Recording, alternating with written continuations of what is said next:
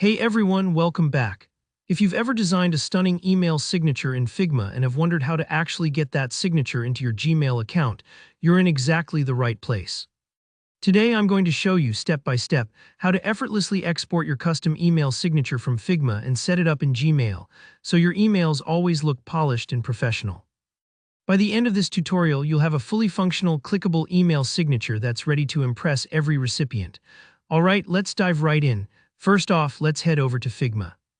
Once you're in your file and ready to export your signature, look for the Action button, which you'll find right at the center of the bottom bar.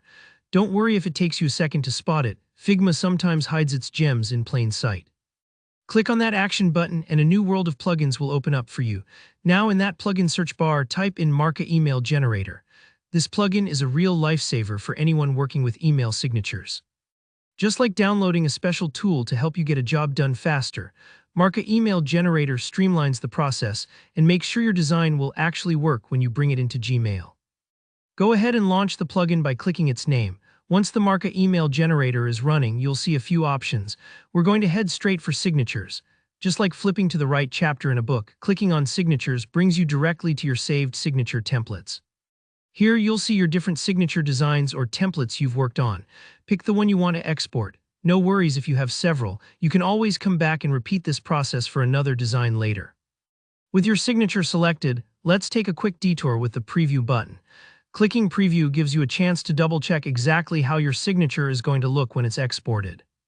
Think of this as trying on a new shirt before taking it home. It's an extra moment to ensure everything's fitting perfectly. If it looks correct, let's move to the next step. Next, hit that Export button. When prompted with export options, make sure to choose email signature, not just a regular image or PDF. Then select the option to export as an HTML file.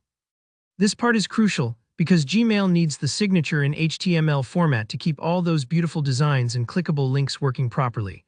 Once you've exported, check your Downloads folder for the new HTML file.